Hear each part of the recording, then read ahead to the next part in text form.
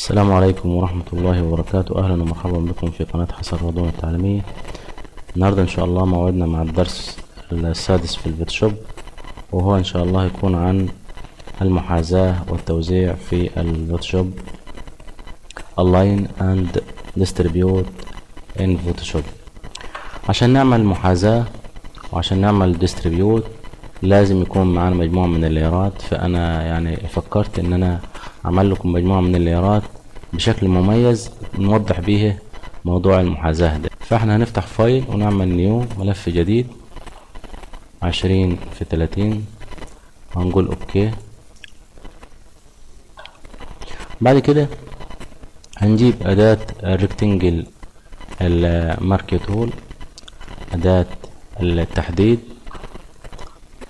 وهنجيب بدل نورمال هنختار فيكسد سايز. الحاجات دي هناخدها ان شاء الله بالتفصيل، بس انا حبيت اقول لكم يعني الامور جت ازاي عشان نختار مقاس معين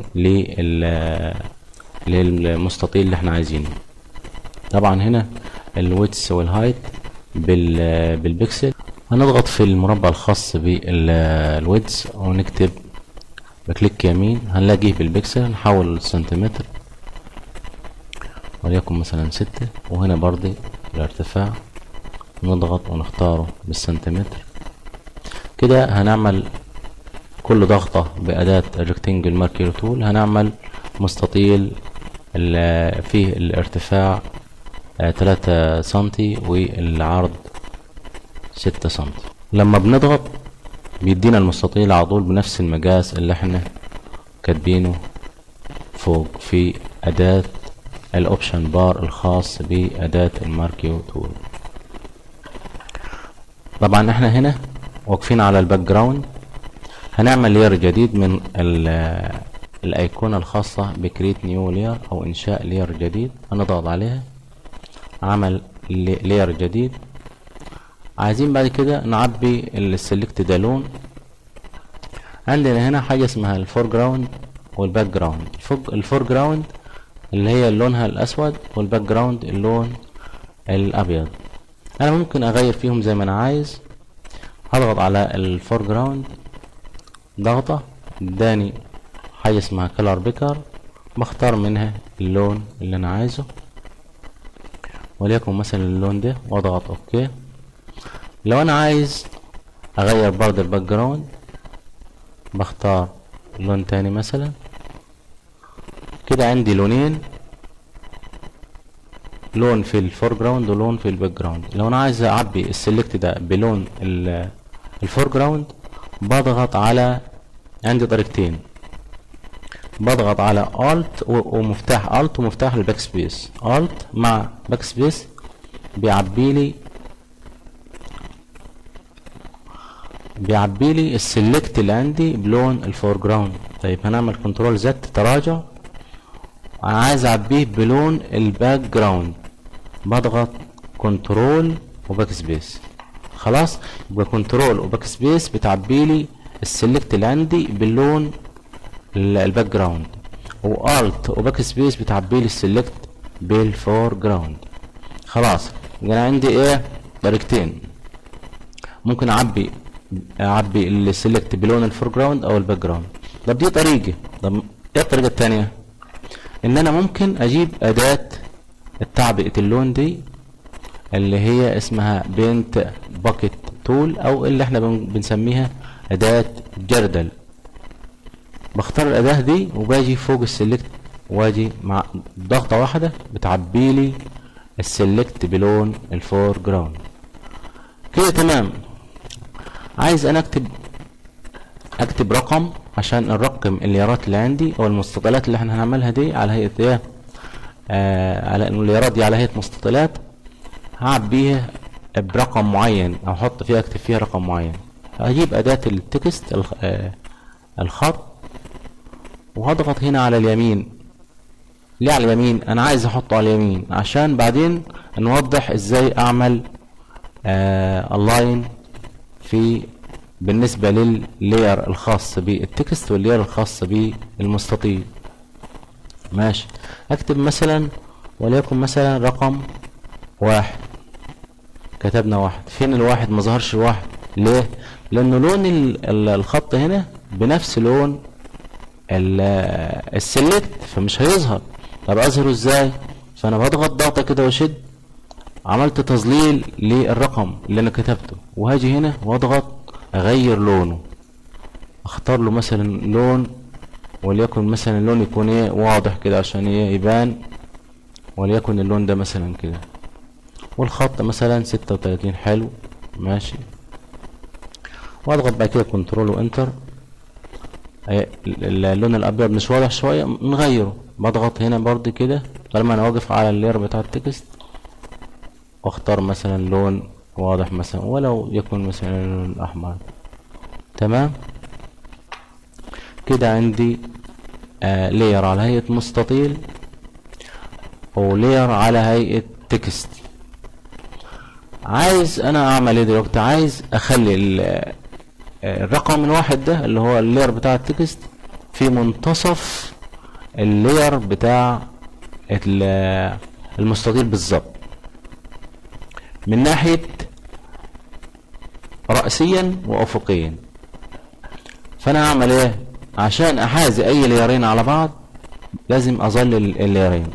أنا عندي اللير اللي بتاع التكست ده هو المحدد، ولو أنا رحت أحدد اللير بتاع المستطيل كده زي ما حضراتكم شايفين، هيحدد اللير بتاع المستطيل وهيشيل التحديد أو التظليل من على إيه؟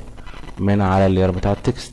وانا لازم اضغط معاهم كنترول، اضغط كنترول وابدا احدد، هلاقي ان انا حدد معايا الليرين. ابدا اعمل محاذاه بينهم. المحاذاه هنا بتيجي مع الاوبشن الخاصه باداه الموف. اداه الموف او اداه التحريك بيجي معاها ادوات الالاين، سواء كان رأسي فيرتيكال او هوريزونتال افقي، او ادوات الديستريبيوت افقيا ورأسيا، نفس الكلام. طيب ماشي، انا عايز احازي الرقم ده مع المستطيل. احازيه ايه؟ احازيه رأسيا، اخليه في النص بالظبط. فانا حركت اللير بتاع المستطيل وخليت الرقم في اعلى المستطيل من جهة اليمين.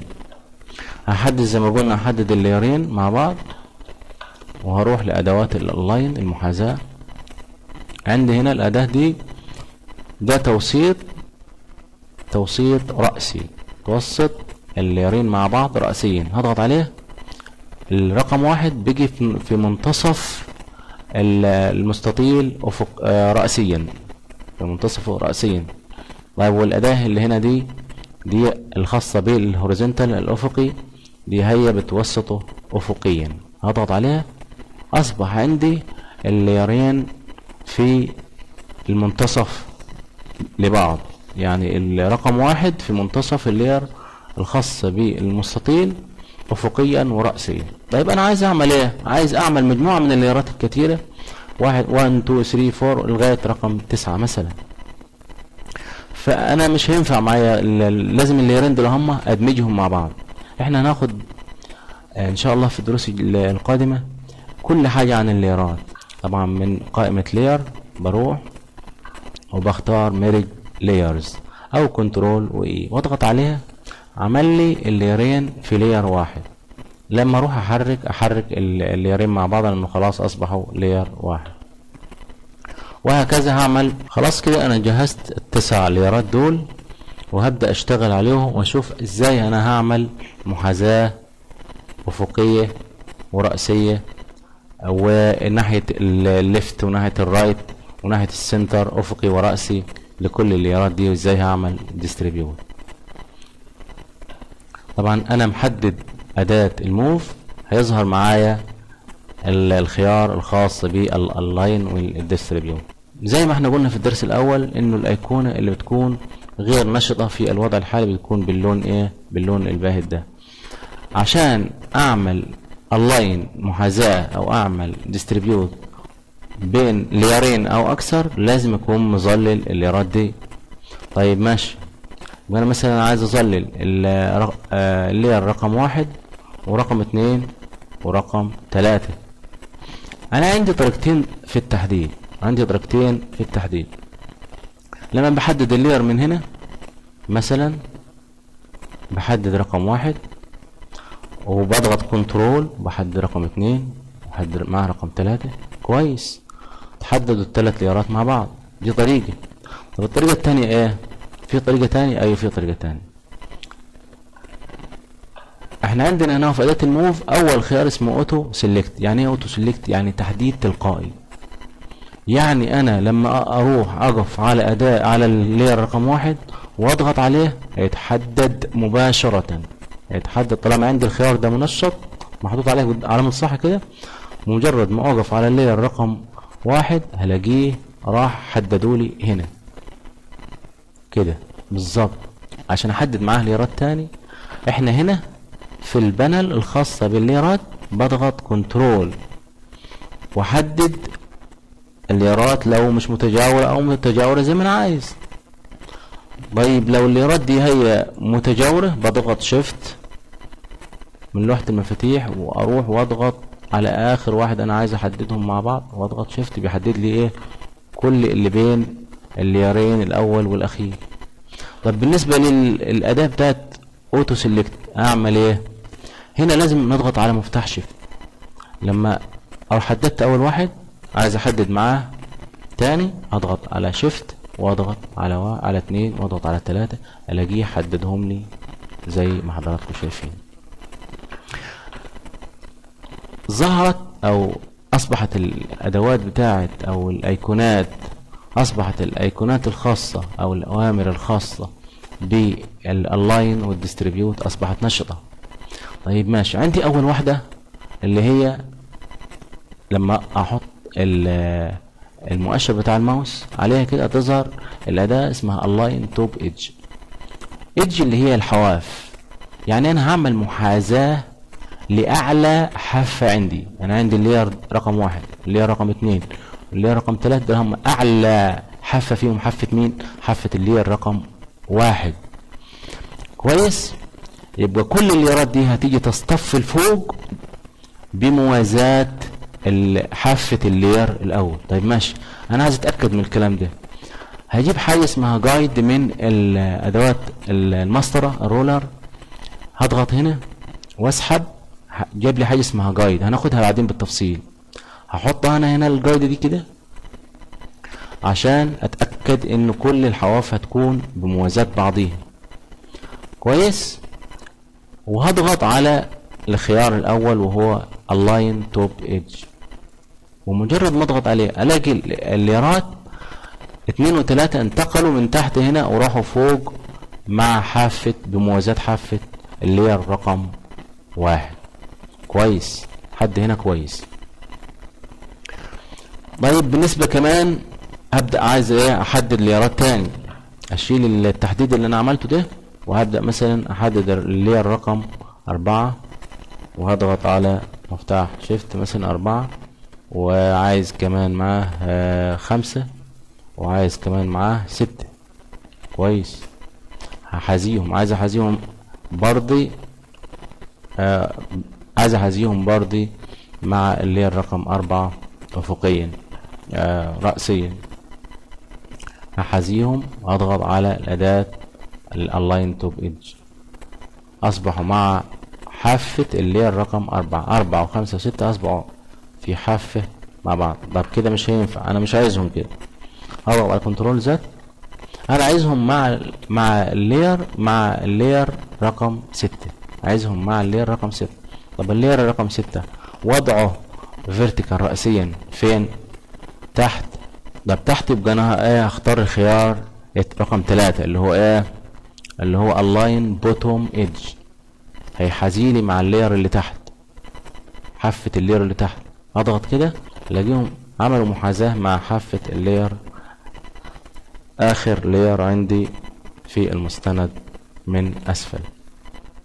كويس، عايز احازي الليرات رقم 7 و8 و9.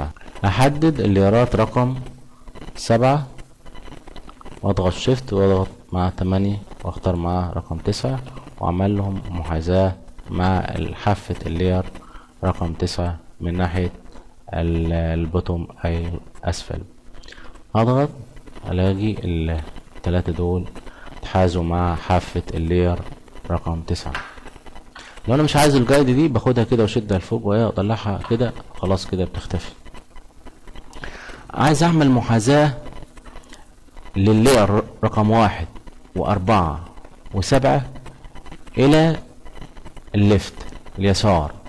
مع مين ابعد واحد فيهم الى جهة اليسار؟ رقم 1. هحدد عند الليرات رقم 1 و4 و7 واعمل لهم محاذاة. عايز احاذيهم في ناحية الليفت. مين اللي بيحاذي ناحية الليفت وناحية الرايت؟ اللي هو الافقي اللي هو الهوريزونتال، بيحاذي ليفت ورايت وسنتر. عندي الايقونة الاين ليفت ايدج، كل الحواف هتيجي مع حافة اللير رقم 1 من ناحية اليسار.